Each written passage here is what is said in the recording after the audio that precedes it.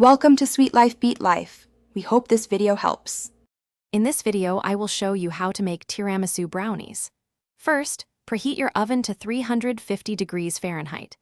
Begin by melting 1 cup of unsalted butter with 4 ounces of unsweetened chocolate.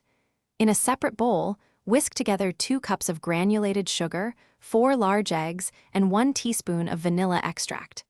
Combine the wet and dry ingredients. Then fold in 1 cup of all-purpose flour and 1/2 cup of cocoa powder until just mixed. This forms your rich brownie base. Next, let's prepare the coffee and mascarpone layers. Brew 1 cup of strong espresso or coffee and allow it to cool to room temperature.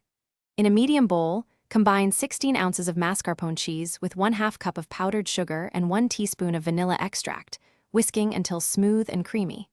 Take about 24 ladyfingers and quickly dip each one into the cooled coffee, ensuring they are moistened but not soggy. This adds that classic tiramisu flavor. Now it's time to assemble our delicious dessert. Pour the brownie batter into your prepared 9 by 13-inch pan and bake for about 25 to 30 minutes, or until a toothpick comes out with moist crumbs. Once the brownie has cooled completely, arrange the coffee-soaked ladyfingers in a single layer over the top. Finally, carefully spread the creamy mascarpone mixture evenly over the ladyfingers, creating a beautiful, smooth top layer.